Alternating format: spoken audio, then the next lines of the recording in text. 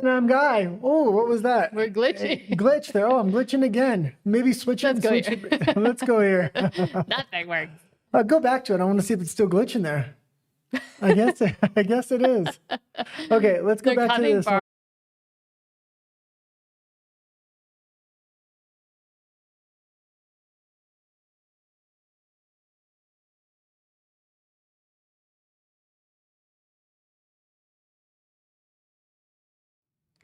Okay, so we should be back. Sorry for that. Let's go back to where we were. And I did fix the glitching camera as well as the Wi-Fi. There is a lot of storms, and they always start right around 4:30, 5 o'clock, and then they pass by about 8 o'clock in the summertime in Mexico City. But we always run a risk of losing power or losing internet at that time. We thought we had totally lost internet. We were about to cancel the show, but we're back. Hopefully it must have been our Wi-Fi box or something else, but it seems to be working now. And I was able to get the temperature here in Mexico City, and it's cooler here than it is in Alberta right now. It's 24 degrees here. And hold on. Oh, no. Oh, 24 Celsius. What happened? RC Lamaru says, hello, can't see you yet. Can you see us now? Well, because I can't bring up these chats because they were during the break. Hold on. Yeah, people said we were frozen. Ammo69M says, love the cartoon thumbnail pic. Title is also so true. Premieres are as fake and gay as a script for an out-of-ring WWF wrestling match. Well, yeah, especially when they had that conference of Western leaders. I was not impressed with that at all. And the other Western leaders were kind of putting Danielle in her place, and she was sitting there and kind of shutting up and taking it. And I think we're seeing the uniparty form.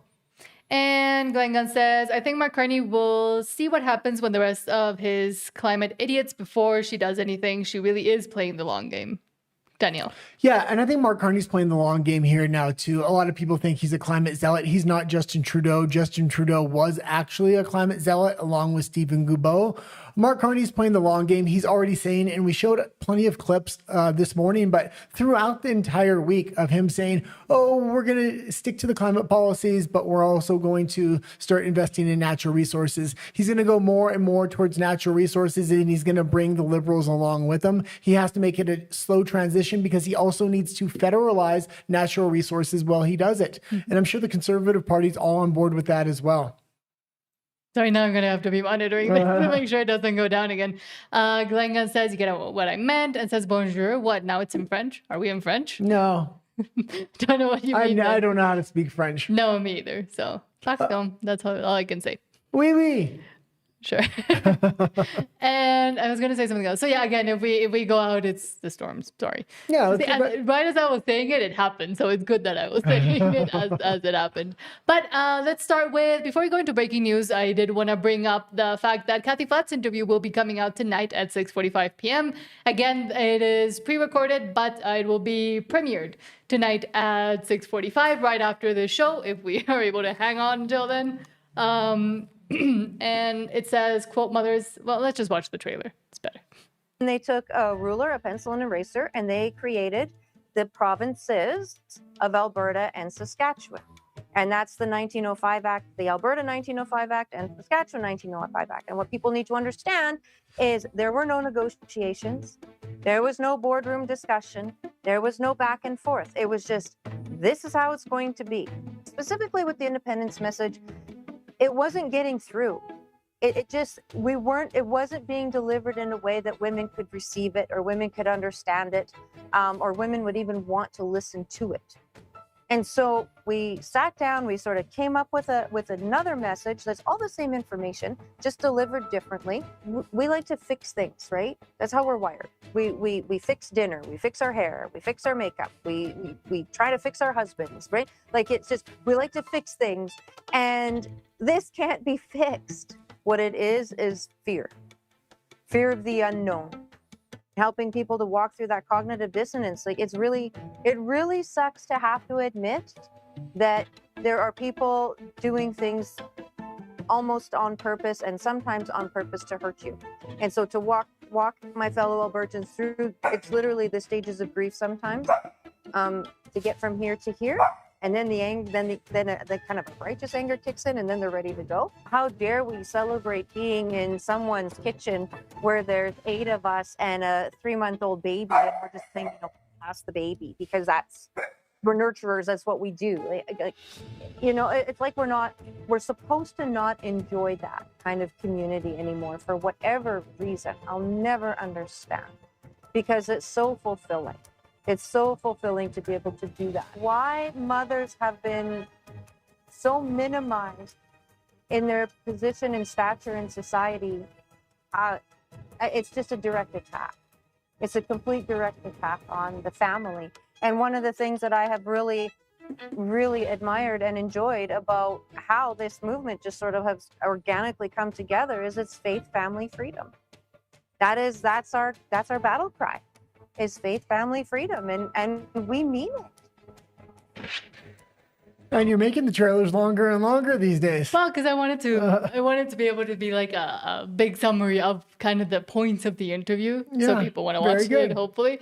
But yes, it'll come out at 6:45 p.m. tonight. So we'll be, again, in the comments there as it premieres. Again, this was pre-recorded, but come join us, please, to watch it. Absolutely. And there was something else I was going to say. Oh, yeah, Kathy Flitt was the one that actually was able to convince me a decentralized movement works better than a centralized movement as far as Alberta independence goes. And I believe we talk about it. I can't remember if we did during the interview. Because Alberta independence has always been attacked through its centralized leader. The last few times it kind of rose up, the government was able to squash it down in that manner. And it's good that, as we were talking about finding more organizations or maybe helping funnel people towards those organizations, the fact that it is decentralized and that some organizations might resonate with some people more than others, but that all are working towards Alberta independence still and towards getting people to vote for a second referendum. Now, in this case, on October 19th, I think is also important. Yeah, absolutely. Because they can play whack-a-mole with all of them. Okay, quickly, I'll just read. Glenn Gunn says, nice, I like Kathy. Can't wait to see. Again, join us tonight, 6:45 p.m. for the interview. And Rage Against Machine says, hit the thumbs up, people. Thank you. Yeah, I was trying to do the click and sip, but you didn't want to play along, so. I said what I was drinking. Okay, let's go into Alberta. Stay free. Sweet home Alberta, where the roots run deep and the money trees grow. And starting with from... Maybe we can say hello to Rafa there. Okay. He's our oldest and longest subscriber there. Hello, Rafa. Thank you for being here. Asks, hello, what's like the strongest position on how will an independent Alberta be regarding pew-pew ownership, pro-life matters, substances, and all those other social issues? Well, it's easy to kind of know what direction they're going because the motto is faith, family, and freedom. And more than any other place in North America, they have voted conservative for the last 93 years. This is one of the big talking points I always bring up when I say we don't want to be the 51st state. Nobody in Alberta wants to be the 51st state. Not that we don't like what maybe Trump and other conservative leaders are doing there, but every 4 or 8 years, you have some liberal government literally come in there and destroy any progress we were making forward. So a strong conservative leadership is what we're looking for in Alberta. We want massive firearm ownership, as well as firearm education within schools and things like that. And I would assume it would be a very pro-life place as well. Basic, smaller government, very pro-conservative policies, I would suspect, coming out of Alberta. And also focusing a lot more on community itself and the importance of community. And we are starting to see it as we head into the outreach and the campaign portion of the independence movement's push towards independence. That, again, as we were saying, it is decentralized and it is focusing on communities and also in-person meetings, events, rollouts, etc. Well, and this is one of the big reasons I support Alberta so much, and we cover it. This is the main issue that we now focus on 24/7. But we focus on it because it has has such a bright prospect as a future because of its history of voting conservative. And we see what's happening to Western countries all around the world. They're losing faith, they're losing family, and they're losing freedom. So we need to emerge all that stuff, and we can be the light on the top of the hill for the rest of the countries, for other places in the world that are thinking, you know what, this globalist agenda just doesn't suit us. Maybe we can break free too and have our own independence movement. Be that example. And again, be that example of that paradigm shift as well between the citizens and the elites or the rulers, to say it that way. And it's also one of the most Christian places within Canada as well. So I think that's why you're seeing this movement emerge, especially with inside of Alberta. But thank you so much, Rafa, for that question. Actually, it helps us start on the Alberta Stay Free section because it's basically just talking about that and talking about advocacy for Alberta's independence. John Alberta Patriot says, quote, I'm always out of frame. People keep comparing Alberta independence discussions to Quebec and claiming investments will flee, but Quebec's economy and Alberta's economy are fundamentally different. Many of the industries that left Quebec were highly mobile service. Nothing to listen to here. Huh? Nothing to listen to here. Sorry. I'm just, it's a, what's it called? Force of habit. Force of habit, yes.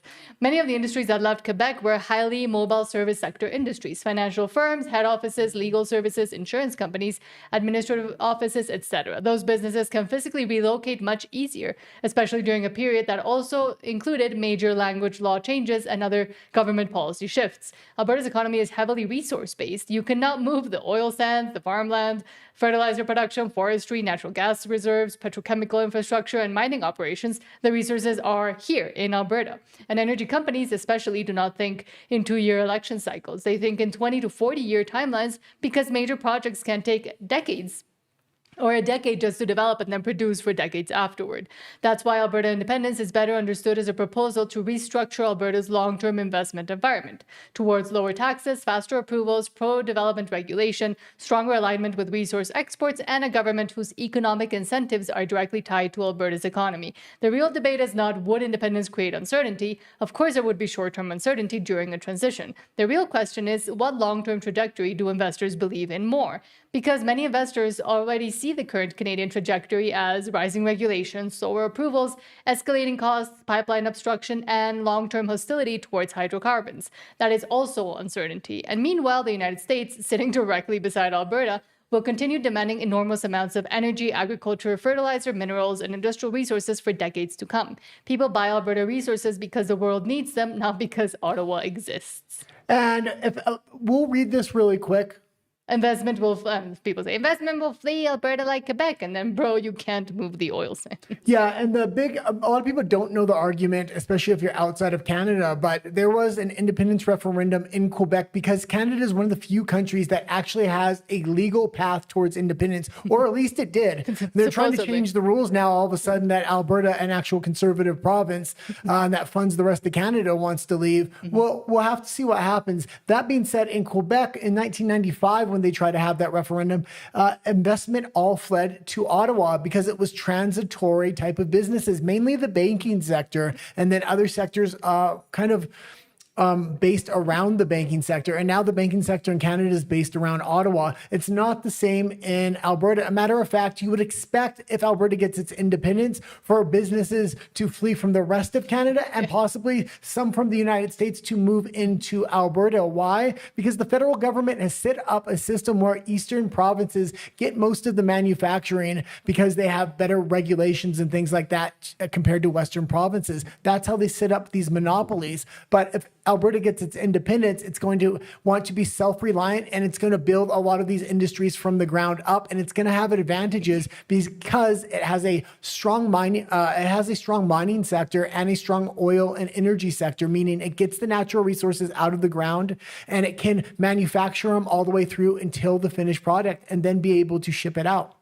And Stephen Jensen, I'm going to say something else in a bit, but Stephen Jensen, thank you so much for the $5 super chat saying, Fringe and I will be breaking an Alberta firearms news story soon, just waiting for additional information. Well, and I was going to ask you, because I seen the email that you sent and you said you would give us updates. I didn't know if it was okay to talk about it on the show. That's why I kind of left it out, but apparently it is okay to talk about. Well, I said soon.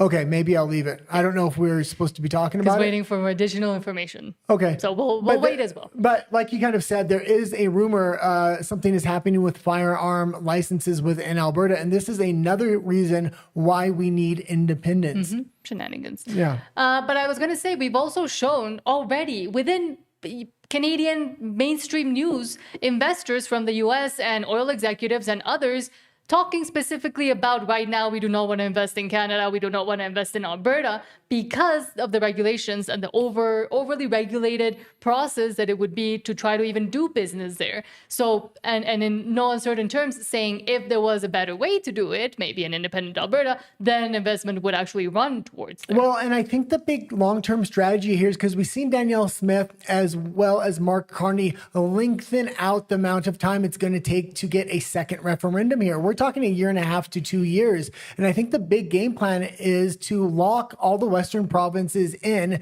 these natural resource contracts that rely on each other and the federal government. This would be the federalization of natural resources. I know a lot of other content creators say he's never going to build a pipeline. He's never going to do this. I actually think the opposite. And it's going to be very interesting if those things start to happen. We already see EB actually starting to talk about mining projects. We see Canoe starting to talk about oil pipelines. We see Danielle Smith also talking about pipelines with other provinces. But all that comes with restrictions, regulations that increases the price of oil, and private investors just don't want to invest within that structure. The only person that does, or the only I guess system that would be the federal government, and this is how you get the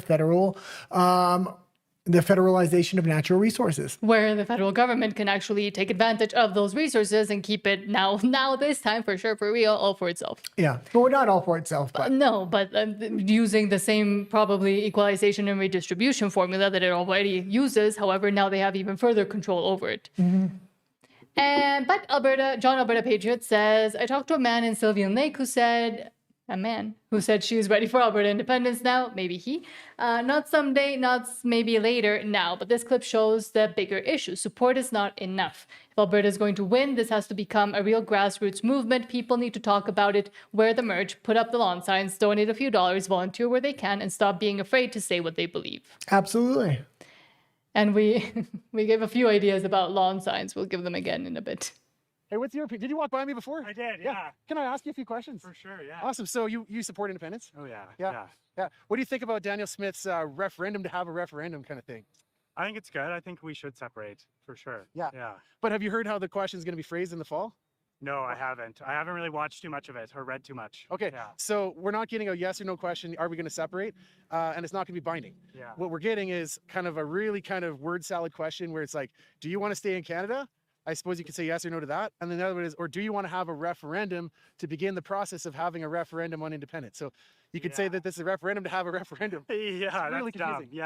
Yeah. It should just be, should Alberta separate? Yeah, that's the question. I agree, but I was frustrated at first. Yeah. And we can pause it for a second. We'll watch the whole clip. But what I will say here, it's even people that support Alberta independence, we have an education process to do here to let them know this is a referendum on a referendum, number one. But number two, voting yes on independence doesn't mean independence. It means the possibility of getting a better deal with Ottawa and really putting the nuts down on, or screwing the nuts and bolts down on Ottawa. But we have to inform them of this. Otherwise, they're going to get disenfranchised thinking, I've already voted on this once. Why am I voting on it again? We need to let them know this is now a long-term process because of what's happening in the court system. But now I'm starting to think this might actually give us more time to organize and to get together. So did you sign the petition? Oh, yeah. You did? Yeah. Okay. How, on a scale of 1 to 10, where 1 is like, I love Canada, I want to stay forever, and 10 is like, I want to leave tomorrow morning or tonight. Where are you on that scale? Like leave today. Okay. Yeah. Oh, yeah. Yeah. Yeah. Well, okay. I'd hate to put you on the spot, but would you volunteer your time or donate to the cause or put up a lawn sign, or would you publicly wear some merch like I'm wearing? Would wear merch and put up a lawn sign for sure. Yeah. Unfortunately, I don't have time to volunteer for work, but I would, Okay, that's another question. So at your workplace, do people talk about, don't say anything personal, but like, do people, your friends and family talk about this? Do people you know? Oh, yeah. But everyone that I surround myself with is like pro separation. Yeah. Oh, yeah. Yeah. Okay. Yeah. And they're like pro like 10s, like they want to go today? 100%. Yeah. Huh. Can I ask you why though? What are your main concerns? I think we're just kind of done with supporting the rest of Canada while we continuously get taxed on it. Yeah. You know? Yeah. Okay. Yeah. I like to push back a little bit on my own side though. So I've been thinking about what does it mean to be Albertan? And I really struggle with this. How would you define an Albertan?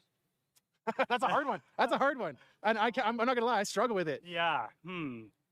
And pause it. And I was watching the idea of thick identities and thin identities, and it's very interesting. Canada has been erasing its own identity for decades, and in that process, it has begun to erase the identities of individual provinces as well. If I were to answer this question, I think it's simple, and I think we need to have the messaging: faith, family, and freedom. All three of those things are thick identities, at least two of the three, which is faith and family. They actually predate nationalism. Nationalism is actually considered a globalist ideology. Not a lot of people know that, because pre-nationalism, what you had is most people identified with family first. Then they brought nationalism in to try to erode the idea of family, to put the nation above the family. From nationalism, what you get is globalism, and that's where Canada is today. I'm fine with nationalism. The thing that I do want to say is, when we're trying to build an identity for not only Alberta, but for Alberta independence, it's faith, family, and freedom. No, not everyone in Alberta is this, but I would consider Alberta like very blue collar. Yeah. And most of the men are in blue collar jobs. I mean, not all of them, obviously, but majority. Yeah. Yeah. Oil and gas is what keeps Alberta running. Yeah. And yeah. But like, so if we have a culture, like, does Alberta have a unique culture? Have you traveled to other parts of Canada? Oh yeah, I've been everywhere. Yeah. And so like, you notice a difference when you come from Vancouver to Calgary or Toronto or 100%. Yeah. 100%. The highways are cleaner, the ditches are cleaner. I mean, the people are friendlier. Okay. It's people hold the door open for you here. You don't find that in BC. No. Yeah. Yeah. Well, a friend of mine moved from Ontario, and this is back in the winter. Yeah. And then he's like, he has a big kind of acreage lot. Yeah. And it's like, my neighbor came over and plowed the whole driveway. It's like from here all the way to like those people in the red and black shirt there. Yeah. Like maybe even twice that long. Like, and he's like, this would have never happened in Ontario. Yeah. That's true. Yeah. Cool. Yeah. Cool. Hey, well, thanks for the Okay, discussion. an excellent conversation that he did have there. Even when people do agree, we want to figure out why they agree. Do they know other facts? And he didn't know some of the facts, so it was very interesting. But also kind of, not to say concerns me, but just there is a big knowledge gap between those that know everything and watch all the shows and know exactly what it means, Alberta independence, etc., versus those that support it but are not maybe even fully sure why, other than on the surface level they think Canada is failing. Well, we also need to build that identity, and it has been being eroded. The Calgary Stampede is coming up. Alberta and Saskatchewan are the Texas of Canada. We need to lean into that cowboy identity. I think it's a good thing. I think that is actually related to faith, family, and freedom as well. So what Jason Levine was kind of bringing up about sexy separatists, or leaning into like the cowboy imagery with like the Marlboro Man, things like this. Yeah, like that shirt we brought up that I really liked. Would be an actual great idea, because the federal government is completely erasing identities, bringing in mass immigration in order to accomplish that. We need to lean heavily into an identity that actually works. And the original migrants that came up to Alberta were from Oklahoma and Texas. And that's why I think that has continued on. But also with the Calgary Stampede, I will say, don't let them take it over. Don't let the Forever Canada, don't let the Danielle Smiths, the Mark Carneys, the Pierre Poilievres, because they will, and they kind of do already when they do their little media show, but don't let them take it over. They're going to own it. They're going to own it, because they're going to own all the advertising dollars. They're going to invest tens of millions of dollars to own the Stampede with Canada First, Canada This, be Canada Patriotic. What we have is a grassroots movement. Now, we're going to have to spend tens of thousands of dollars, not tens of millions of dollars, to hand out flags and shirts and to have people on the ground having conversations. Don't just hand out the flags and shirts. Have a conversation when you do hand them out. Maybe a shirt. I know the French has shirts that the 10 best reasons to stay in Canada, but the print's kind of small. I like to say, or the 10 best reasons to leave Canada. I would say the best 3 reasons, so you can put it in much larger print, so it's easy for people to read the back of the shirts, would be nice. Faith, family, freedom. Faith, family, and freedom. But also, we were talking about it during the morning show, and someone during the Fringe's what was it called? Panel discussion yesterday with a bunch of different content creators.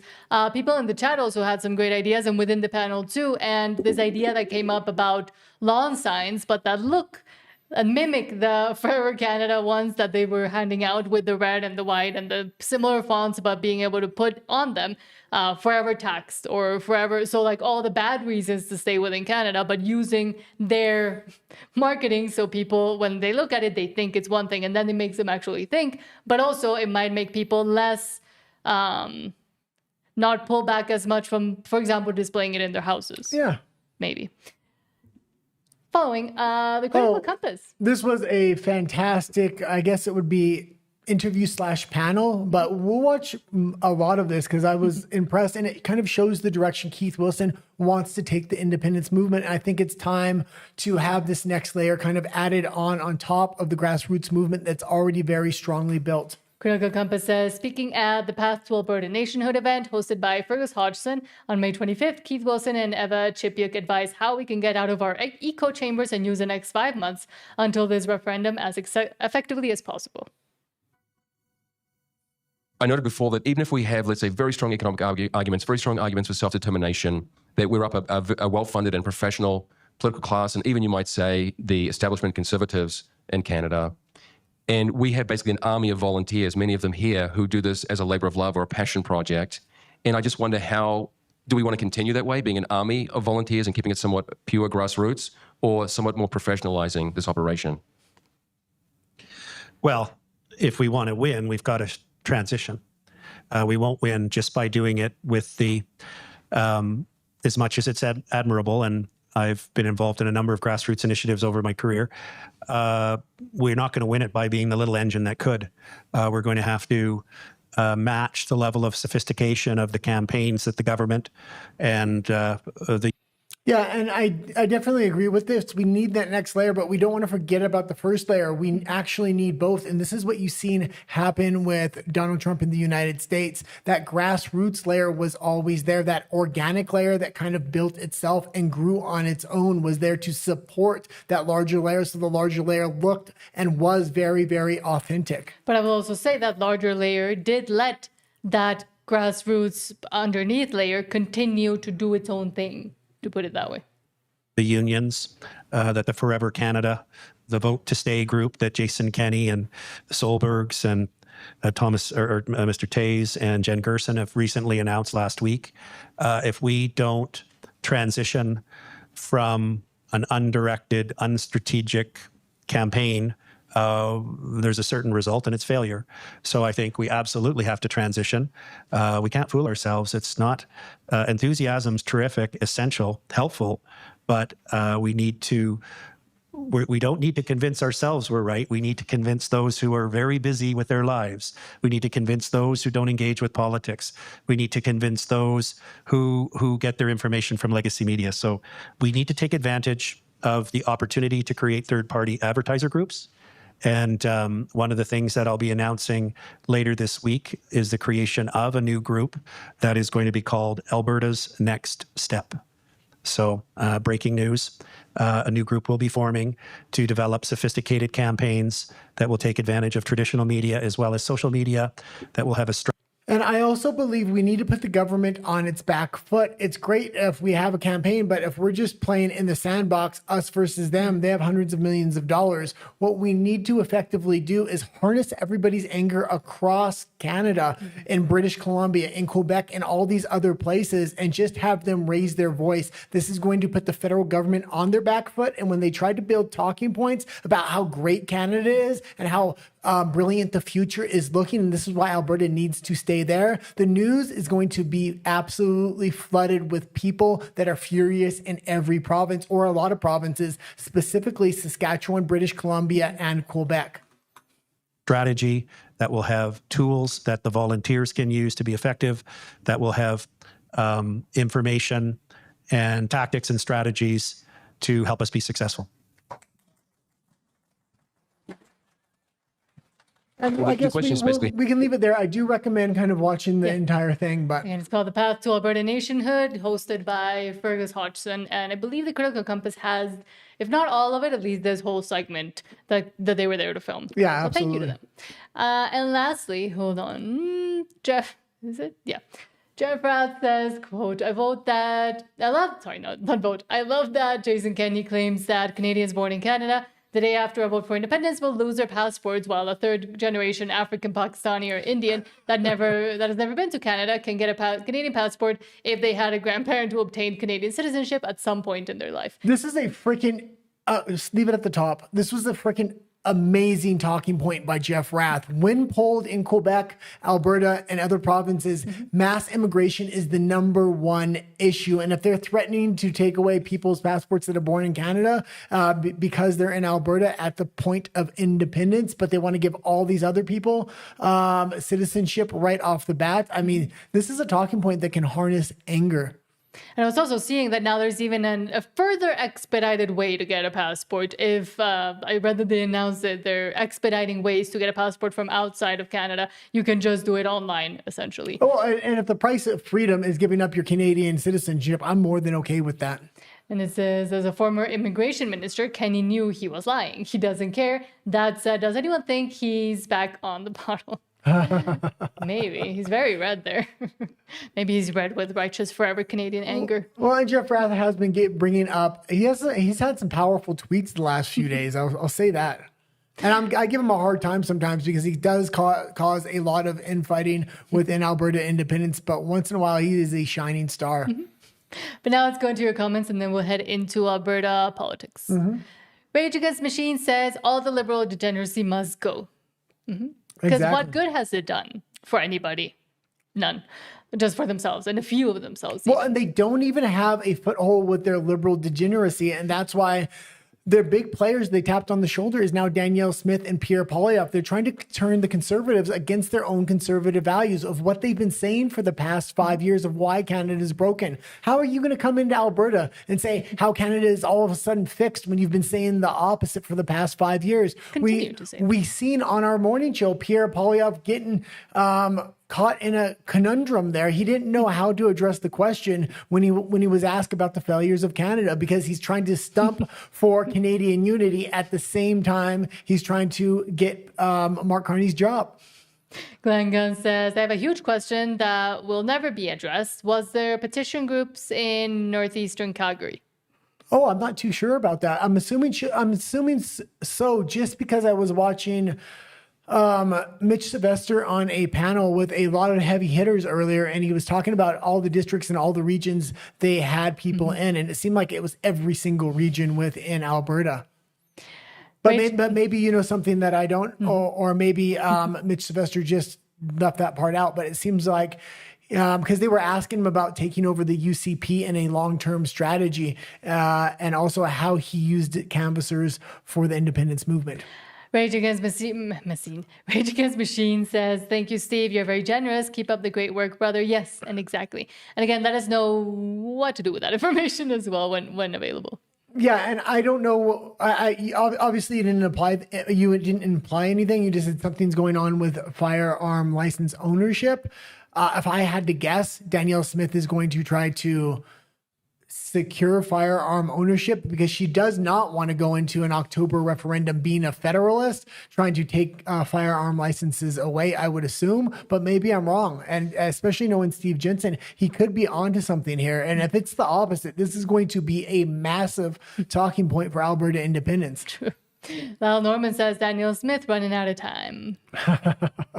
And ever more turning again towards the other campaign. She's getting caught between a rock and a hard place, just like Pierre Poilievre's getting caught between a rock and a hard I think he place. intentionally put himself there because he was tapped on the shoulder.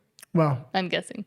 Rage Against Machine. What I mean by saying he's caught between a rock and a hard place, it doesn't matter if he's put himself there or not. He's destroying his political future because he's literally having to try to undo everything he said for the last 5 years because the citizens are now trying to give themselves the freedom and the promises Pierre promised, couldn't deliver on. And he's saying, no, you have to wait 3 more years so I can be the one giving it to you. You can't give it to yourself, which is ridiculous. Yes, Rage Against Machine says leverage. Real Steven Jensen says John is wearing French's shirt. Yeah, and I think he did link it on that same post. Rage Against Machine says forever not free. That would be a great lawn sign.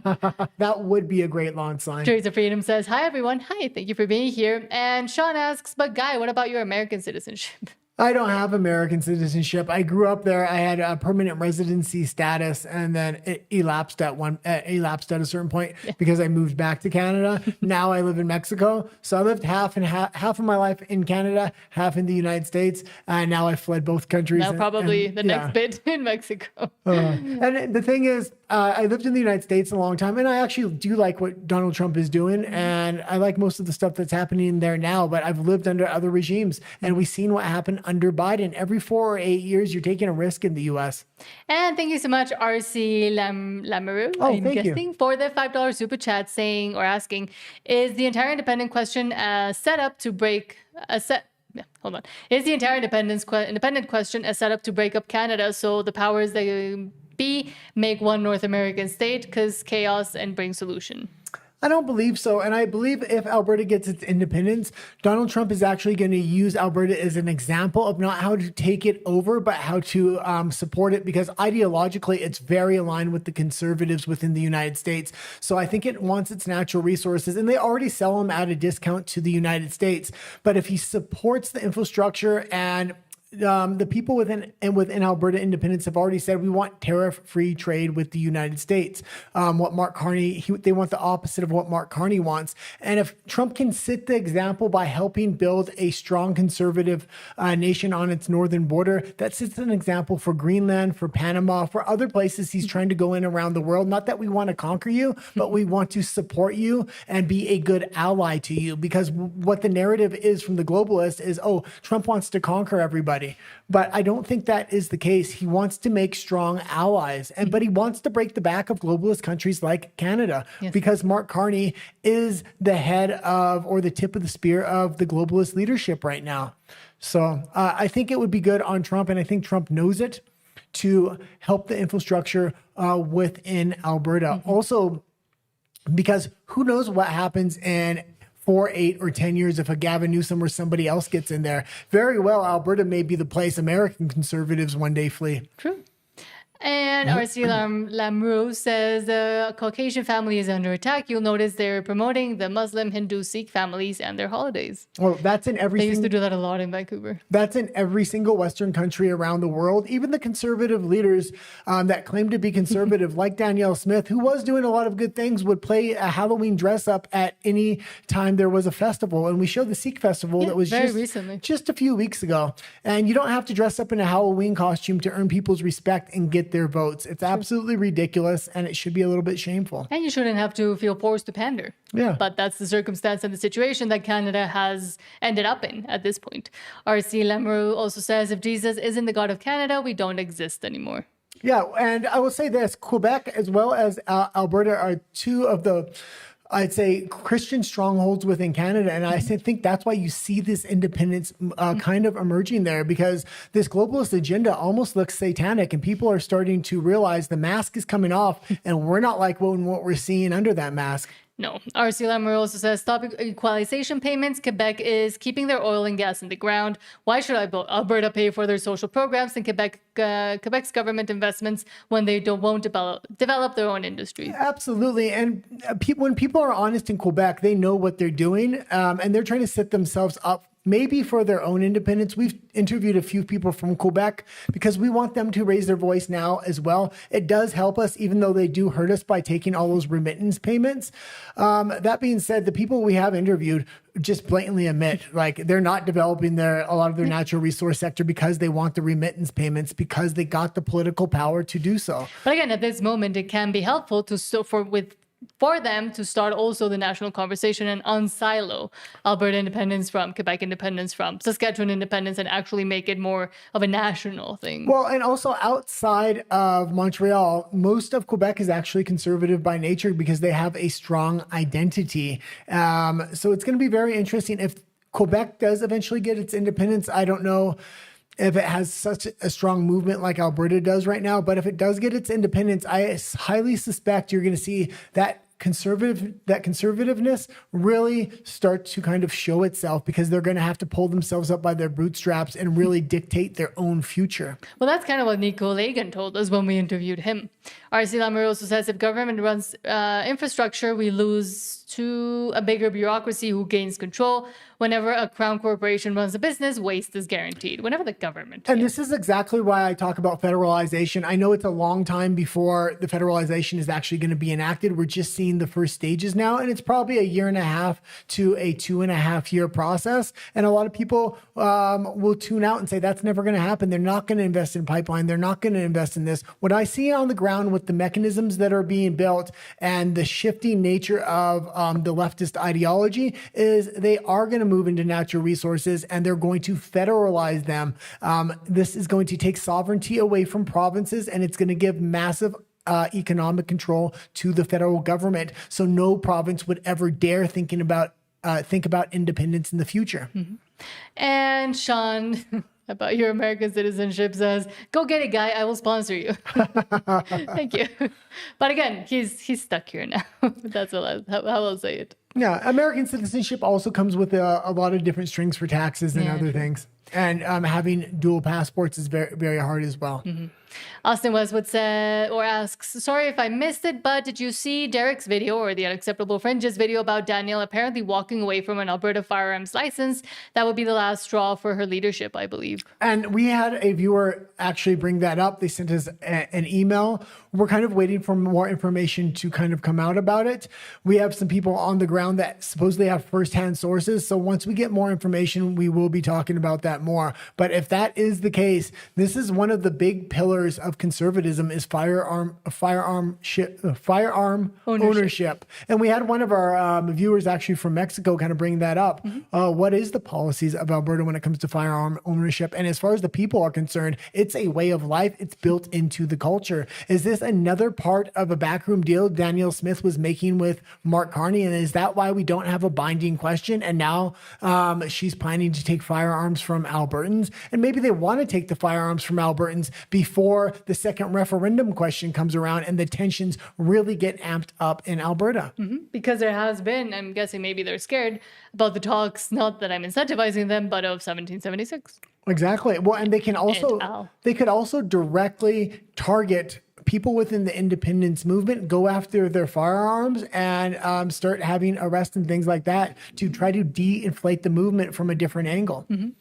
But now let's go into Alberta politics, and then I'll continue reading your comments. He doesn't discuss federal politics. He only concerns himself with Alberta's independence. And starting with, I won't mess up with the button today, starting with Matthew Rowley saying, quote, someone from the ROC telling us that we are just fine and the problems are all in our head. Tiresome and too common. I wonder why we need to leave. And Energy Media says Alberta is not oppressed, not victimized, not exploited, but misled, apparently. Most of Alberta's so-called grievances are not really grievances at all. They're policy disputes. Okay. They're constitutional tensions. They're the ordinary friction of federalism. And confusing those things with oppression has distorted Alberta politics for years. Because once every disagreement becomes moralized, once every setback becomes betrayal, once every compromise becomes surrender, you stop governing seriously. And you start performing anger instead. And that's where Alberta is today. Not oppressed, not victimized. We can't govern seriously. We have judges implanted in Alberta from Ottawa on a mass scale. We have corrupt politicians throughout Alberta that are compromised by Ottawa as well. The way the political system is even set up favors the eastern provinces heavily. We don't even get a say in most political decisions that are happening in Canada. When they talk about giving us a pipeline, it comes with so much regulations and red tape. It's a net negative to Alberta rather than what should be a positive. But I think he even told on himself there because he said, well, no, that's the normal mechanism of the Federation. Yeah, that's the problem. That's why Alberta wants to leave it. Well, we also want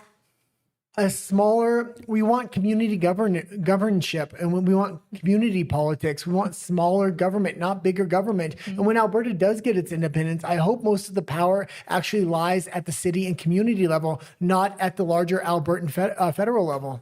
Not exploited, misled. A grievance is not just a complaint. A grievance is a claim of injustice. It says the system itself is illegitimate. that Alberta is being systematically victimized inside Confederation. But when you actually examine the evidence, that claim falls apart remarkably quickly. The system is completely illegitimate, whether it is in Canada, whether it is in the UK. Anybody that has this Westminster system knows that it is crooked to the core. But also, Albertans have realized that that is not a system they want to be governed under. That is not a system that they want to continue to exist within. That is the main thing that he's saying. Oh, that's how Confederation works. Exactly. That's why Alberta doesn't want to be within Confederation and wants to be able to set its own rules for itself.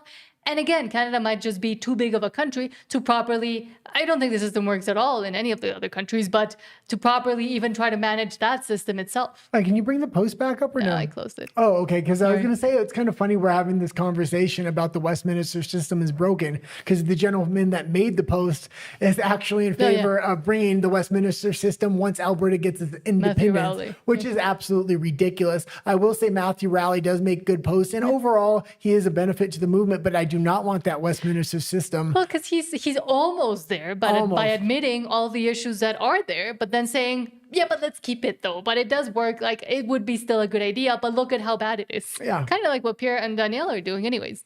Speaking of Danielle, Corey Morgan says, quote, wouldn't equal rights be a refreshing concept? Race-based policy never belongs in law.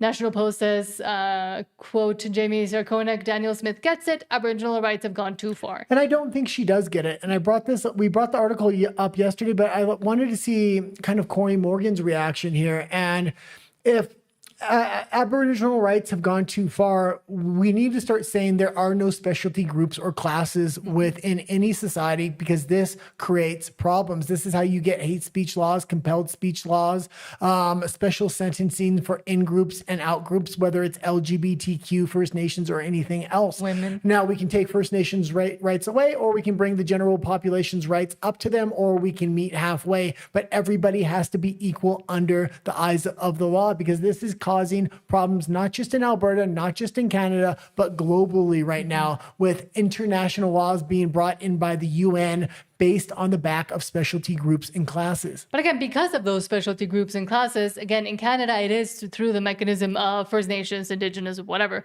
But in a lot of Latin America, at least in Brazil and in Mexico, they're doing it through women. So by creating two different justice classes of women and men, where women have a lot more rights and are a lot more protected under the law, making the society completely unequal. Well, and it's a little hypocritical when you're saying, because usually when they create a specialty group or class, it's a smaller demographic of people. But when it's women, women are very often the larger demographic. So they're already the majority. And then they want to give them special privileges on top of that. A lot of people might not know what we're talking about, but in Brazil, and we've talked about this a few times, if you disagree with a woman in a business meeting, and she can file a complaint against you and you can be arrested. And here in Mexico, a woman, and they're about to pass this law as well, if a woman feels threatened, if a man is just addressing her or talking to her, say good morning, she could also file a complaint, and that man can get in quite a bit of trouble as well. Yeah. Also in Mexico, what is coming, in a lot of different regions of Mexico, only women are allowed to run for certain political positions.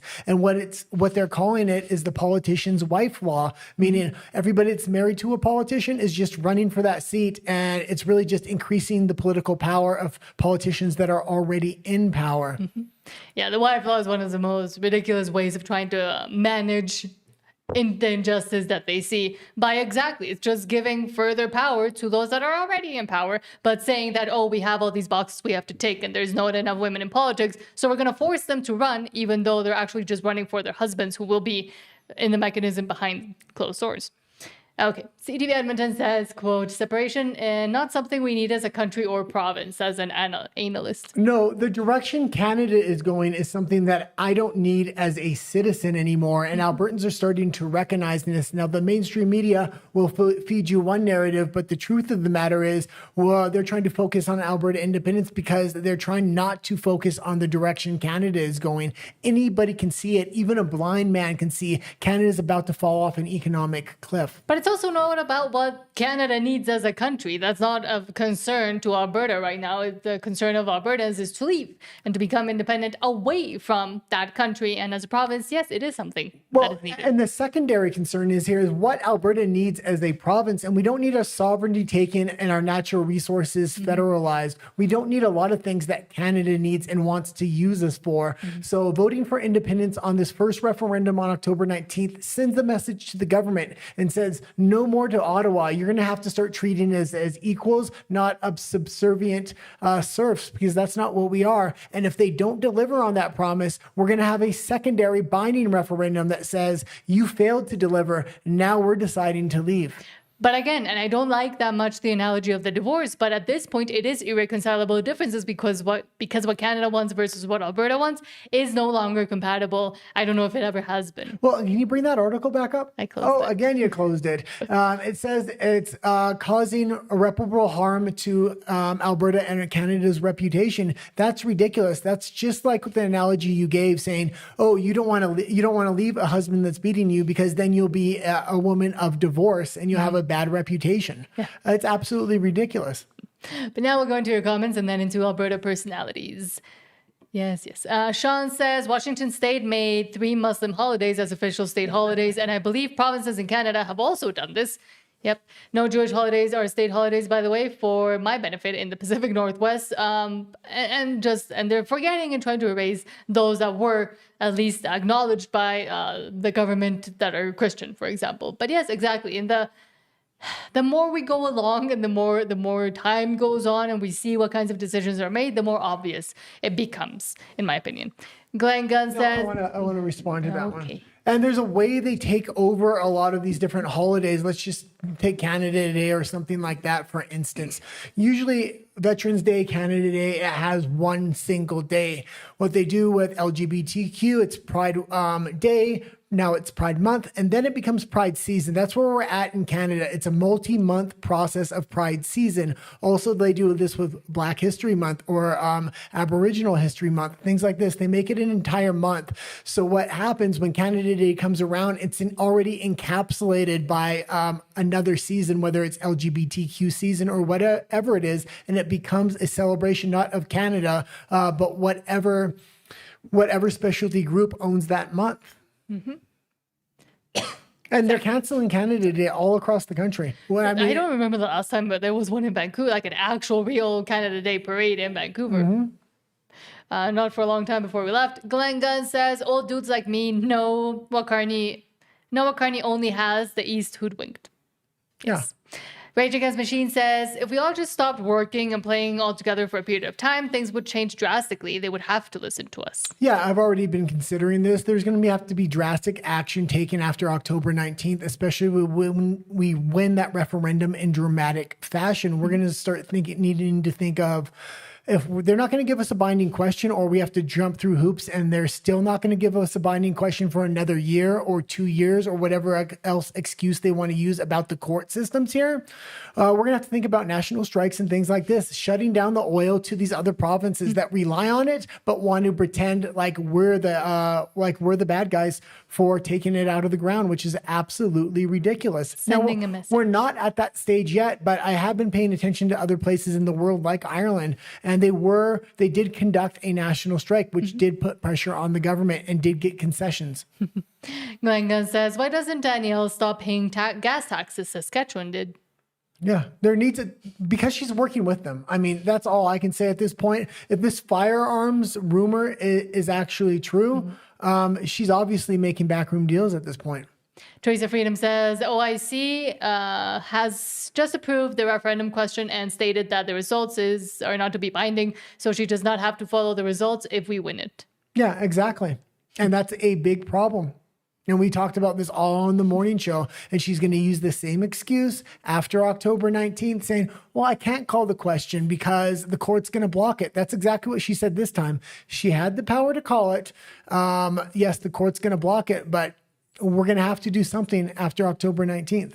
And we're going to have we're going to have to take over the UCP, period, after October 19th. There is no other option there. Because again, if the Ordering Council did just approve, has said just approve the referendum question, but stated that the results are not going to be binding, and now we're seeing which way the wind is blowing with Danielle, then exactly, we do need to start having that special forces team because if she doesn't have to follow the results, even if we win it, even if most people say, yes, we want to be able to ask that second question, and she can say, no, I don't want to ask it, it's not binding. Well, that process is well underway. I was watching an interview with Mitch Sylvester. Kathy Flett was on stage, along with a lot of other heavy hitters, and that plan to take over the UCP is currently being conducted, which is absolutely fantastic because we're going to need it after we win on October 19th.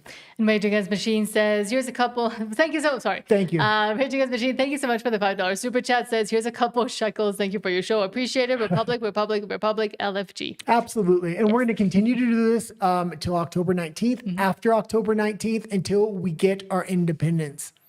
Rage Against Machine also said, this Matthew Rowley is delusional.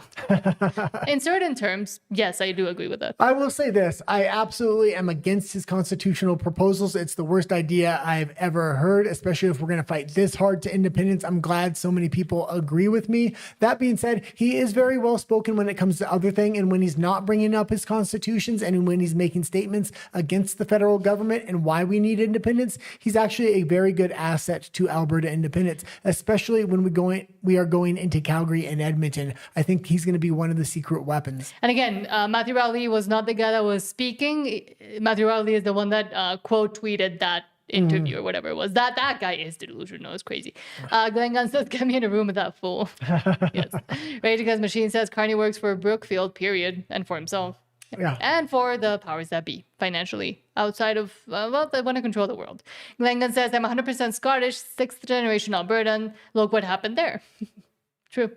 And Rage Against Machine says, we need leverage. Well, and I would also say this about Mark Carney. He's obviously, if you watch this show, I always talk about the mechanisms he's building to nationalize or federalize natural resources.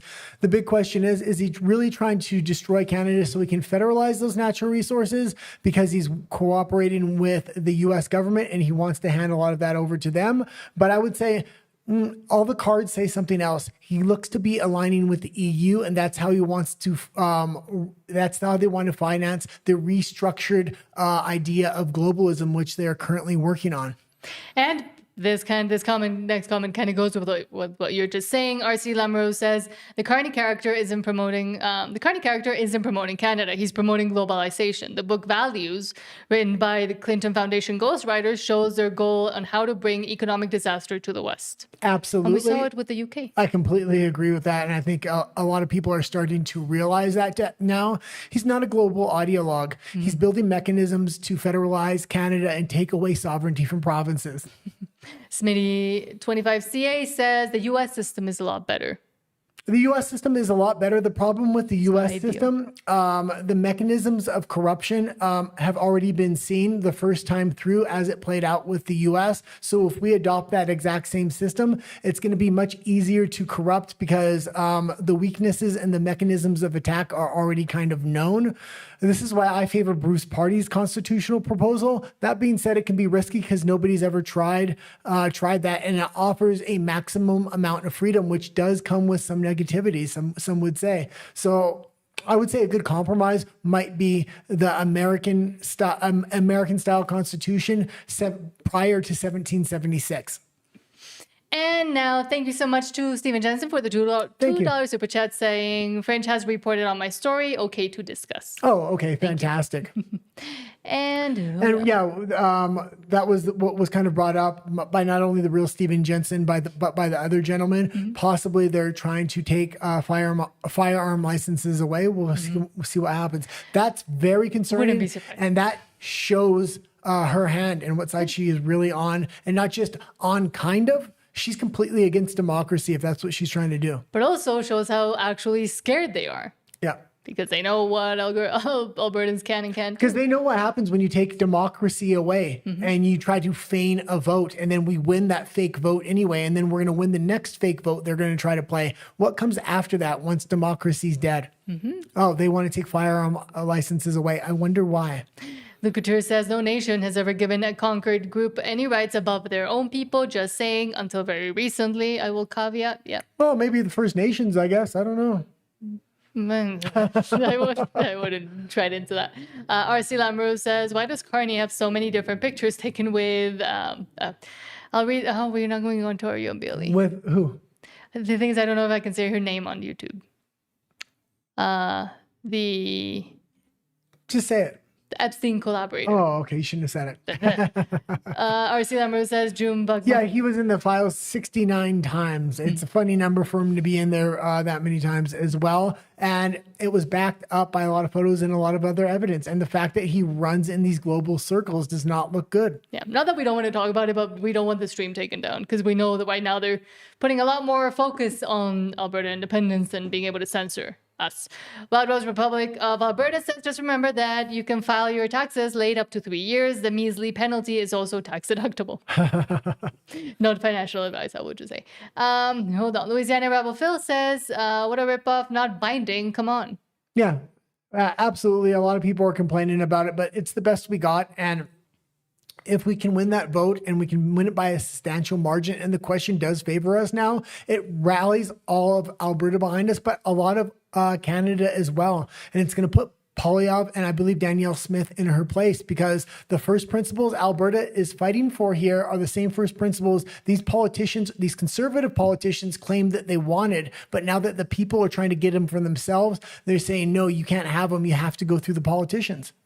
And also, Rage Against Machine says, history shows what happens when nations that relinquish their guns. Never give up your guns. Do not give up your weapons, especially when we're trying to fight for independence. Exactly. I mean, it's obvious what they're trying to do here. If you can't see this. Well, I'm guessing they hope you can't see it, but I'm guessing everybody can see it and has seen it before as well.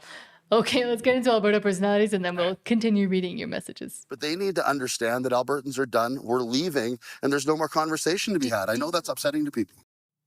And this was an absolute crazy one. Man, woman looks like a lion here. Rawr.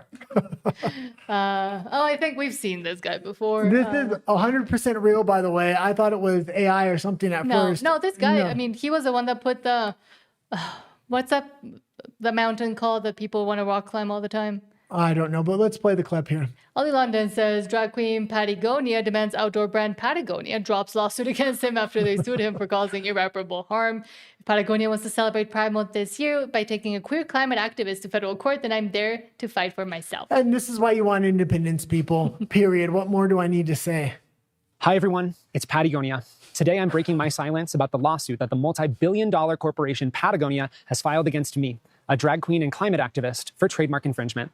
Patagonia... It's also really funny because Patagonia is one of those brands that is very granola-y and very progressive, according to them. I told the media they're only suing me for $1. What they're actually trying to do is to take away my name permanently and threaten me with more than $1 million in legal fees. This is not a brand conflict. This is a corporation trying to erase an activist. And it is a brand conflict because they don't want to be associated with that. They don't want to be, even as progressive as they are, they don't want to be associated with you. Yeah. This is how corporations bully individuals who cannot match their resources, because this would take away not only my activism and my career, but also the livelihoods of the team I employ. This is a betrayal of Patagonia. It's a fake name to begin with.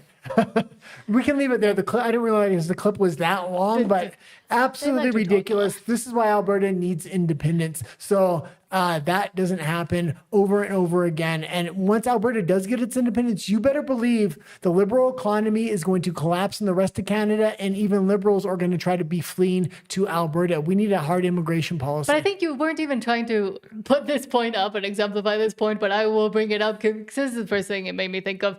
Companies in the end will try to, in most cases, continue to be within the market and try to gain, and always have try to gain, even if they pretend to be very progressive. And it's very clear now, if they really were standing on their stupid progressive liberal values, Patagonia, the brand was, then they would be allowing and bringing this guy in and etc. But it's very clear that they're seeing it as a conflict of interest with their actual brand, even if they try to pretend to be as progressive as they have in the past. Values are changing. Okay, let's go to the real Stephen Jensen. Yeah, Stephen Jensen, thank you so much for the $5 super chat saying she's broken another promise. The license was was to shield us from federal government overreach, the buyback program, and restricted firearms prohibition. Yeah, I'm not going to be surprised if Alberta is the first on that hit list, along with Saskatchewan and maybe Quebec. The places that actually are fighting for independence, freedom, faith, family, and freedom are the ones they're going to want to go after first. And they were going to want to set an example, because if they can set an example with Alberta, all of the other provinces are just going to hand in their guns. And Sean, yes, exactly. El Capitan, that's what I meant. Yeah. That's the one I meant. That was the same activist that was dressed up a few years ago in the mountain ranger costume and put up the trans flag in the mountain. God. Okay. Are we going to the next segment or comments? Yeah, let's go to some comments and then we'll go to Alberta's Canada. Sure. Hold on. Rage Against Machine says, WTF is this?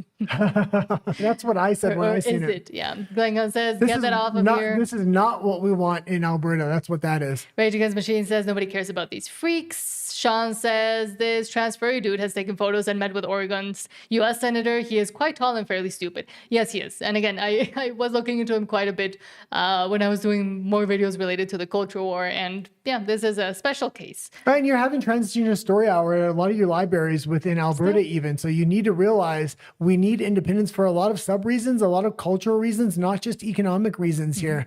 What's happening to Canada?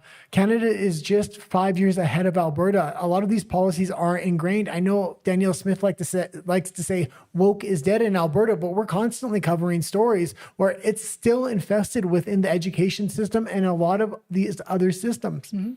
Wild Rose Republic says they will hold off on letting us clear that all of lost, and we should try something else. Says we're being strung along in the hopes that we'll just dissolve and concede. Yeah, and we are trying other things, and we are taking other measures. This is what Mitch Sylvester is working on. And I think we're realizing, even if it's a non-binding question, we need to make a statement to Albertans, to Canada, that it's a supermajority that want independence. At that point, once we take over the UCP and we start taking real hard political action, people aren't going to be able to say it's a fringe group or something like that. Stephen Jensen, thank you so much again for the $5 super chat, saying there are going to be a lot of instant criminals come the October 31st firearms deadline. And that's the problem here, because there's going to be criminals, but people that they have identified as supporting Alberta independence and then are criminalized after that point, they're probably going to go after them first. True. So it's just a way to criminalize their opponents through legislation. I think it's a good possibility that's what's going to happen. And we thought that we were going to start doing it through the censorship bills, but maybe this is a first mechanism they're going to be using because it's closer as well. Harmony, and it's more justifiable to national Canadians. True. Yeah. Hello, Harmony says, I'm listening and learning from another room rather than sitting in front of my computer, relaxing and taking in our great weather. It does sound like you have a very, very good weather right now, so enjoy it, please. Well, and thank you to everybody that is tuning in. I know it's nice weather in Alberta and you had a long, hard winter, so we appreciate everybody that is here. Yeah, Wild Rose Republic says, never giving them up, I'll buy even more. Yes. Hold on. Troglodyte says Patagonia should give him a free flight to Saudi Arabia. I mean, they like to go be where the oppressed people are, so just take them there. Hold on. Lal Norman says, might have to go back to the bush. Good thing the old lady likes it up there. And I agree with this, on Sean with this, saying woke is so far from being dead. It is. And a lot of people are getting a little bit too comfortable thinking that, oh, the fight is over. We won. No, we didn't. Trump cut off the majority of funding, but it's still there. It's just dormant. As soon as Trump's gone, especially if a JD Vance or somebody like JD is not going to come in there, and say a Gavin Newsom gets into power, they're going to turn the taps on and it's going to be full freaking tilt. And we're going to have taken down our defense and not realize it was just waiting there. And now it's sucker punching you out of the darkness. And this is why Alberta independence is important to strike now. Mm-hmm. And hold on. And you said it's laying dormant. It's not just laying dormant. It's laying dormant in other countries where they're actually building and continuing to build up those mechanisms to be able to, once Trump is gone, take over again in the U.S. Because in Canada, they're still there. And it's international legislation. It's three-letter organizations. All this stuff, they're passing the legislation they need. So once Trump's gone, they can reactivate everything, but have the legal backing to stand on all this stuff and criminalize anybody that is against it. Mm-hmm. Rage Against Machine says, I lost all mine in a canoe accident. I don't have any. And then Rage Against Machine says, oopsie. Yep. Don't know where they are. Bigfoot took mine. Steven Jensen says, yeah, me too. I don't know what happened to them. Lyle Norman says, the gun grab before hunting season. Yeah. Of course. And they're very, very obviously targeted as well. And Harmony says, woke is not dead in Alberta. Total propaganda. Yeah, people are already waking up to Danielle Smith before this whole gun grab or firearms license debacle. She's not going to be able to walk that tightrope if this thing is 100% confirmed, and then she has to come out with statements on the media. But now let's go into Alberta's Canada and continue to see the mess. I'm angry. I've had enough of these people. That or more reasons to make Alberta independent as soon as possible. PJ the Belt says, quote, but I thought the U.S. was irrelevant and we needed to put our elbows up. Trendingpolitics.ca says, quote, Prime Minister Carney says that the future of the U.S.-Canada relationship should be reimagined, focusing on cooperation in sectors challenged by global competition. But I thought we didn't want the U.S. Needs to be ended at this point if I'm looking from a U.S. perspective. Let's hope Alberta gets its independence, and then we'll just have a relationship with them, because ultimately what the U.S. does want are natural resources and the thing that Western Canada can provide. They don't need anything from Eastern Canada. A matter of fact, it's competition and it's a threat. They don't want the manufacturing from the East. They want the natural resources that the West has, whether that's water, lumber, minerals, oil, and natural gas. As the United States approaches its 250th birthday, happy birthday, as the most in advance, but it approaches this moment as the most dynamic, resilient, and inventive country the world has ever seen. As a country whose founding values of liberty, democracy, justice, and openness should continue to serve as guides to its future and the future of the world. That future should include a new partnership with Canada, a true partnership that reimagines cooperation in specific sectors that are deeply challenged by global competition.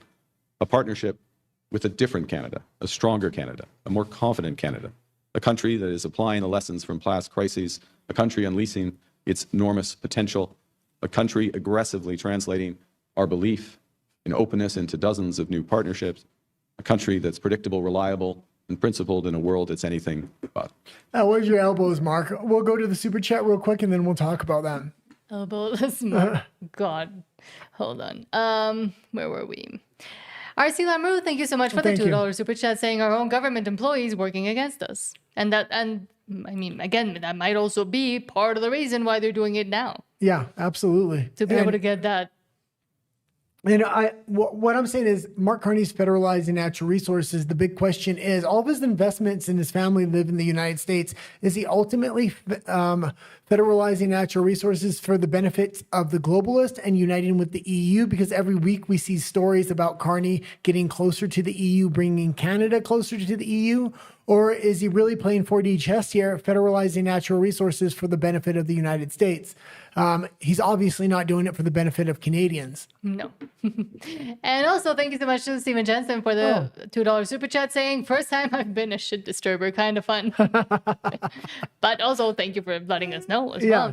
And thank you for the super chat breaking as well. that story. Yeah, and thank you for the super chat. That story is that's going to be a major story over the next 5 months leading up to this October referendum. And in a way also really helps us as well, because that's another reason and another example of what they're actually doing and what the plan actually is. She wants to take our votes and take our guns, take our votes by not giving us a binding referendum, and then take our firearms away so we can't do anything about it. Again, and I think, was it Nico Lagan that brought this up, that in the US, the First Amendment is one of the best pieces ever written and most important things to actually uphold democracy. And then if the First Amendment fails, you have the Second Amendment. And that's what they're fearing. The First Amendment isn't for hunting and shooting hunting and shooting ranges like they want to portray it in Canada. It's to protect you from your government. Louisiana Rebel Phil, thank you so much for the $5 super chat, saying faith, family, freedom, ! Supporting your channel for good old common sense. Enough BS. Barbara Streisand, lol, the YouTube ad cut off Carney. Good. I'm glad it cut off Carney. Yeah, and we've been supporter of freedom causes for a long time, whether it was the trucker convoy, whether it was the March Across Canada, whether it was getting Trump into office or any other number of things. Right now, it's all about Alberta independence because that can change the paradigm globally. But thank you so much, Louisiana Rebel Phil. And again, it's interesting to see that there are quite a few U.S. people that are very interested and that watch us almost daily as well. So thank you so much. A lot of them are from Louisiana. I don't know if they're telling each other about us down there, but thank you so much. And I actually used to work in Louisiana for a little bit. There was a hurricane that went through there at one point, and I needed a job, was living in Florida. My buddy's like, they're hiring people to put up electrical lines. I was like, well, I don't know how to do that. They'll train us on the job. So we went there, we did it. It was hard work though. Survived. Yeah. But as we were saying on Carney, and I closed that tab, but as we were saying on Carney and his whole trying to be buddy with the U.S., he just looks too flip-floppy at this point. I mean, obviously Trump and anybody else that's going to be negotiating the USMCA, why can't I speak, sees right through that. Absolutely. But what he's trying to do is bring the Liberal Party and slow roll them into natural resource development and federalization of those natural resources. Because that is the only way they actually would want to be productive, if they can take actual advantage just for themselves and then decide what to do with them. Rebel News says, quote, researchers warn that the debt load is growing faster than the economy itself. The combined general provincial debt to GDP ratio has risen from 53.2% in 2007 and 8 to nearly 75%. Intentional destruction of the Canadian economy. There's no other way to put it. We see this happening across the Western world, within Europe, within the UK, things like that. Our last super chatter said faith, family, and freedom, and that is the slogan of Alberta, and that are the fundamental principles. But somebody that has something very similar is Restore Britain and Rupert Lowe, who seems to be really coming up and having real hard-line conservative values, unlike Reform UK. Reform UK is a little bit of a skin suit of what Restore Britain actually is. Yeah. I was going to say something on this. Sorry, I went off on a tangent because I forgot my talking point and then it came back to me. No, I forgot mine. So great. Managed decline. It is managed decline. Yeah. And again, Mark Carney was one of the architects of what actually happened in the UK and led to Brexit. So, I mean, hopefully the same thing happens here. Exactly. we might just be seeing a repeat, which is why he feels a lot of times when he's trying to talk about Alberta's independence, it does seem like he's having PTSD because he goes and he can't really talk about it properly. Well, I know he's trying to federalize natural resources, but he needs to do that within this era of provinces trying to get independence. So how can he accomplish both? Not letting a province leave, but also federalizing natural resources. He has to extend out the timeline of how long independence takes. So by the time they have their secondary vote, or we have our secondary vote in Alberta, natural resources will already be federalized at that point. And Lyle Norman, thank you so much for the 5 gifted memberships. Oh, thank you. Everybody say thank you to Lyle Norman that got them. I'll show them on screen. I won't read them out in case people don't want their usernames read out. I got corrected the other day because I did that. But Jessica Ramirez, if you're here, thank you for still being here from my Spanish channel. Oh, yeah. Eventually it will get restarted, don't worry. But thank you so much, Lyle Norman. That is very kind. Yeah, we're building 2 new sets. So maybe once we have the sets built and then we ordered some new equipment, once that comes in, maybe we can start putting a video or 2 out on your Spanish channel. In Spanish, yeah. Especially talking about, again, Alberta independence in Spanish. Yeah. Because there's a lot of actually misinformation out there. I hate using that word, but it's true. Oh, hold on. And thank you so much, RC Lamrou, for the $5 super chat saying, we're not done with the AIDS-19 attack. I have to say it that way. People are dying at a faster rate than ever in history. You can't get government information on the matter. No, of course not. Oh, you do? I don't know, because he's from the States. He might not know what AIDS stands for in Alberta. Alberta Independence Derangement Syndrome is what it has been labeled with in Alberta. But I think he meant COVID. Yeah, I know he is. But I just wanted to bring up the fact that AIDS stands for Alberta Independence Derangement Syndrome. If you talk to an Albertan. Exactly. Jeff Rath is the one that kind of coined that term. But exactly, and that's the other thing. There's so many things that have happened in such a quick succession that I'm thinking they're almost trying to to hide one thing behind another big story, behind another big story, so we stop really thinking about it. A lot of people within Canada, within Vancouver at least, didn't even remember what had actually happened during the dark times of the jibby jab. No, and we talk about that issue a lot on RUMBLE. The last segment of our show, we usually go over there. Their server was down today, so we're not going to be able to go over there today. But anytime we talk about that issue, we do it over there so we don't get censored, number one.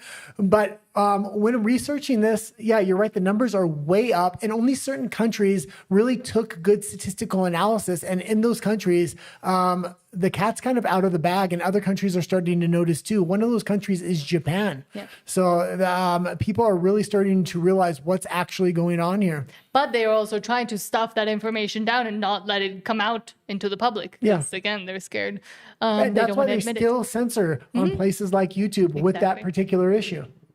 But now, continuing on, Jasmine Lanes, but thank you so much. Jasmine Lane says, wow, really intelligent argument. Scott Robertson says, Vasi says Danielle Smith has defended her position by pointing to 100,000 plus signatures, characterizing it as a democratic imperative. And let's see what Broken Canoe says. The Premier has defended her position by pointing to, for example, the petitions that garnered hundreds of thousands of signatures and sort of characterizing it as a democratic imperative almost. Does she have a point? Like, do you understand, I guess, or would you understand as Premier, if 300,000 people came to you, that would you feel some sort of imperative there? Well, I think there's always a moral imperative to do the right thing. And in this case, I love Canada, so I would never have a referendum to break this country up. And in fact, I would like to do what I can, in a respectful way, of course, to make sure that national unity is an important priority. And so he's literally saying, I don't want to listen to my constituents. So anybody living in Manitoba, just listen to him. Alberta is dealing with a separate... The government has their very own Indian that's going to say and do whatever they want. Absolutely ridiculous. He's going against his own people here. The largest constituency for Alberta independence is the First Nations community. The fact that she needs to bring that up, and somebody needs to bring that up when they talk to this guy. This conversation. I think there's a way to speak to people who are feeling alienated. I mean, in Manitoba, we're no strangers to feeling like Eastern Canada ignores us from time to time. So I think there's a way that we can bring everyone along. But I think the way that we bring people along is by focus on uniting the country around big projects like... Yeah, we'll bring them along. We'll bring them along right into globalism, the big trap of globalists. That's what he's talking about. We'll just bring them along slowly. No, we'll have independence, and we're not going to listen to this bull crap anymore. Thank you so much, R.C. Lamber, for the $2 super chat saying Arab countries didn't take the jibby jabs. No. Not all of them, no. They didn't do a lot of things. They didn't adopt all these crazy Western policies either, and they're better off for it. In certain, certain ways. They are better off for it, period.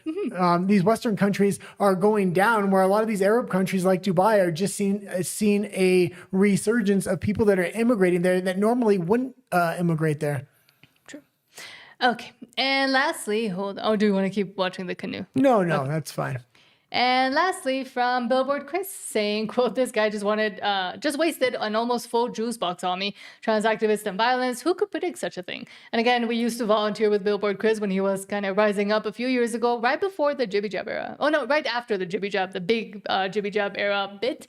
We started volunteering with him, and I got spat on, I got kicked, I got chased down the street as Chris and I were running around, so... And I don't agree with Billboard Chris on his stance on Alberta independence, but what he is doing to protect children is absolutely fantastic. And I guess this is what violent activists call justice, because they threw a juice box at him. I was more than willing to talk about them, but I wasn't allowed to talk. Every time I tried, you talked over me, so.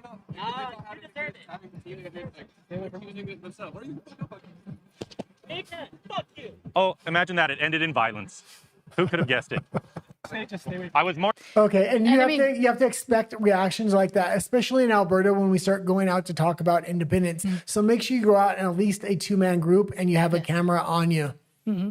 And again, I mean, this is still a pretty big issue within Canada. Obviously, Vancouver's people are insane there, but elsewhere as well. And as Harmony was saying, even in Alberta, this is still has not gone away. It's still been able to seep inside and capture a lot of institutions that are still captured currently. Well, if they're going to take firearms licenses away in Alberta, you got to figure they're not going to take it away from everybody. There's going to be specialty groups and classes that get to keep their firearms. First Nations is going to be one of them. Who knows? Maybe they're going to put LGBTQ under that banner as well.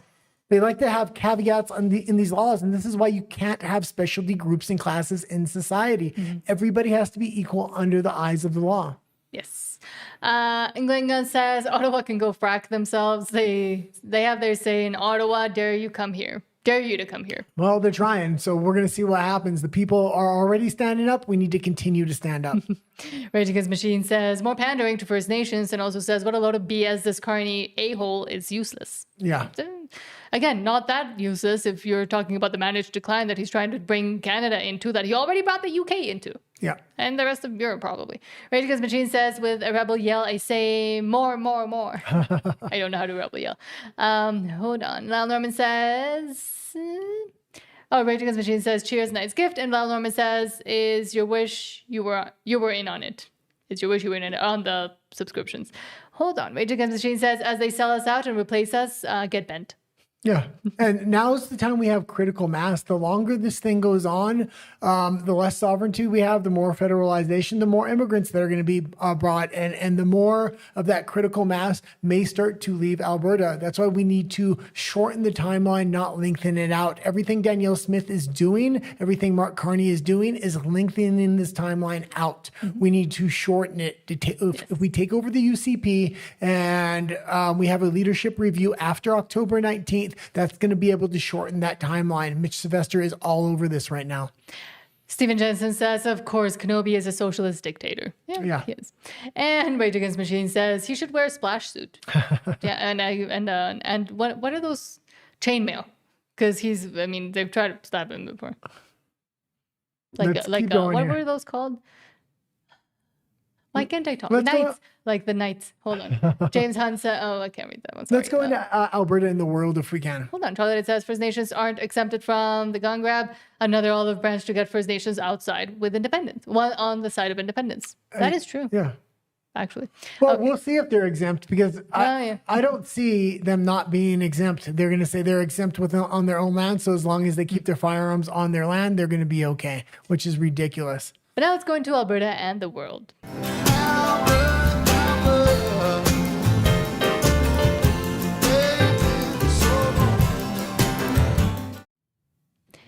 And starting with from Juno News saying, quote, the Montreal Institute for Global Security says China uses recurring influence tactics across the G7, including cultivating elites, leveraging Beijing-linked groups, transnational repression, and media partnerships that push pro-China content with little scrutiny. And what else is new?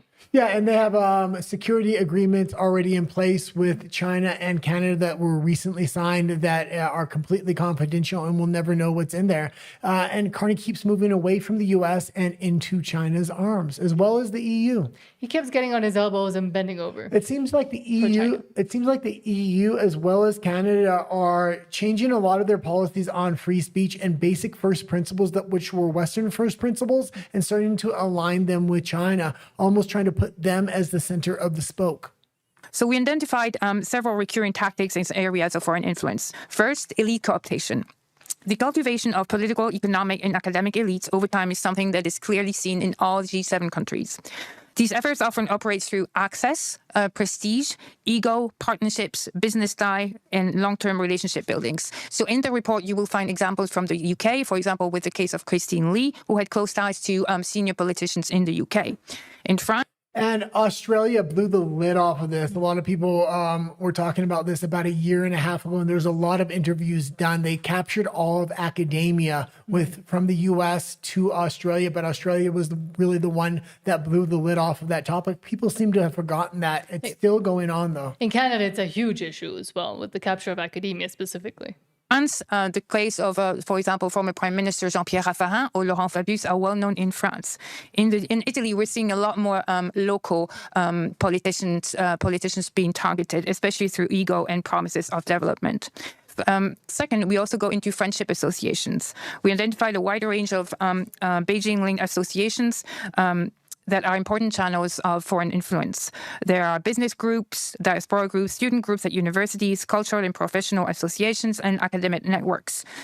We also go into transnational repression and police stations. Laura Harth did a very good article yesterday in the Globe and Mail. Third, we also look into the media. In Italy in particular, there are now close ties between Chinese media and Italian media, official memorandum of understanding. And so we that can leave means... it there. Did they look into Canada? Because she seems to be mentioning all European countries, but I mean, Canada, I would say, is at the center of it all. Well, and I will also say this is why when Alberta gets its independence, it has to be really strict on foreign investment. No more than 49% ownership of foreign investment, and only certain countries should be able to have that kind of investment. You want countries that are aligned with your values, like the United States with free speech. There's not too many countries left that actually respect free speech these days, which is absolutely insane to me. And again, we've already seen what happens when you align with countries that are against or do not share your same principles. And maybe even pressing criminal charges on a lot of these globalists and things that have really hurt the West in general, that this will deter them from even coming into your country under threat of arrest. And Fusilier, I guess, says, quote, "This is insane. I have no words to describe how monumentally bad this is." This confused even me. I watched the longer clip and I found the shorter clip. So I said, okay, maybe it's halfway understandable here, but we'll see what Nat thinks. I'm very confused. A biological male can't become pregnant. But the grounds of pregnancy includes potential pregnancy as well as pregnancy. But if they can't become pregnant, how can you then become potentially pregnant? It's about the unlawful treatment by the employer. If someone is treated unfairly on the basis of pregnancy or potential pregnancy, then that is unlawful discrimination on the basis of pregnancy. So if a bloke came in and they said, "Are you going to have children?" which is the same question really, and he said, "Oh, yeah, maybe." Are you saying that he could also claim that ground? If he didn't receive the job because... But they can't get pregnant? No, not a man who is seeking a position, then it's not going to apply to a man. Well, they're both biological men. It makes no sense. A biological man, you stated a biological man can't get pregnant. Am I correct? Because if I'm not, I've got to go back to school. I seriously do, because I missed that lesson in biology. I went to a convent school. The nuns may not have told me about it. But you said a biological man can't get pregnant. That's correct, Senator. But someone who is a trans woman may be assumed to be pregnant or to be able to be pregnant. How do you... So what stops a man putting on a dress, walking in and claiming the protections? He's now a woman. You've admitted that. How can you assume that a trans woman, so a man, can't get pregnant? I mean, he can't shoot out a kid from his dick. Like, it's impossible. This is all going on around the world through international laws, through national laws, and they're setting these precedents, and they're going to bring them in full force as soon as Trump's gone if they don't have a strong president that follows Trump up, period. And I mean, at this point, for example, there in Australia, I really do hope that trans men, actually do take advantage of that. And I hope they actually do start taking women's rights away, because it's about time people understand and learn what actually happens when you follow through with these kinds of policies. Let's go into comments. I thought that might confuse and anger you a little bit. Oh, there's one more. Okay. The Duran. You always watch the Duran. You never mention it. I watched the Duran a lot. I used to really, really like him. It was one of my favorite shows. They got a little bit of Trump derangement syndrome at this point. That being said, they're still a good source when they're not talking about Trump. The Duran says, Pax Silica saying Sweden's secret trade deal with the U.S. Discussion.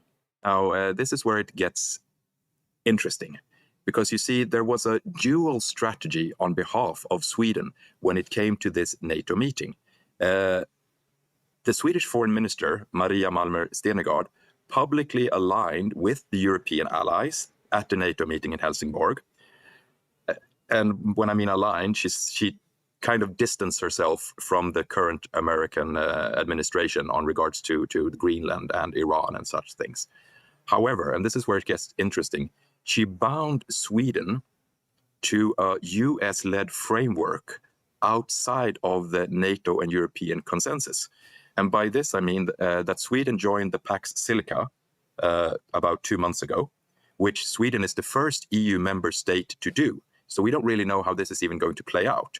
And secondly, during the NATO summit, we also signed the Technology Prosperity Deal, further deepening Sweden and US bilateral tech ties. And when I mean tech ties, I obviously mean technology closely linked to the military-industrial complex. And this is absolutely fantastic to do that. And Trump can make these individual deals and pick off one country at a time to make them allies if they're sympathetic to Western values and things like that. People are starting to wake up to what's going on in the EU. The citizens are absolutely enraged over there. It's taking away their sovereignty. They actually want, a lot of EU countries want out of the system now. It's supposed to be an economical alliance, not economical control. So it's going to be very interesting what does happen. Maybe Alberta can get an individual deal because Mark Carney doesn't seem to be able to get it at this point. But now we'll go into your comments, and then right after we're done with this live, I will actually take you over to the Kathy Flatt interview, so you can stay there and watch it. We will be in the chat, and we can watch it together. It was a very good interview, and again, from a very different perspective, and I think what she's doing for women specifically within the independence movement is very valuable, and also harkens back to a different era when we were allowed to be women and follow our innate biological desires as well. Rage Against Machine says, I think you can get lightweight Kevlar, stops a knife, chainmail is heavy. But that's kind of what I meant, I think. But I think nowadays they're also making more lightweight chainmail. I don't know. I'm not a knight. Dragon skin. It's called dragon skin. Okay. Thank you. That's what you run over for. I just saw him running. Well, you're talking about Kevlar. I like to talk about Kevlar. Okay. Sean says, maybe don't be evil and people would be nicer to you. Exactly. Rage Against Machine says, we know there are in Parliament, but no names. Maybe answering to something else, so no sure. Sean says the lady in black hates trans females, apparently. Arrest her. Saying that they can't get pregnant. Sean says, and they are birthing people, lady in black, not women, not trans men, because non-binary can get pregnant too, but a transphobe. And that's the thing, just let them. Well, but that's the thing, if they start, like, they're already passing legislation, so a lot of countries around the world, they can't bring those topics up in Parliament, which is crazy. She would be charged with hate speech laws. And hold on, I'm gonna have to read them quickly so we can get to the interview. Charlotte says, when I heard Danny say she wanted 5 million more immigrants, I lost trust. Louisiana Rebel Phil says, all refineries here along the coast to Texas need a productive Alberta. Exactly.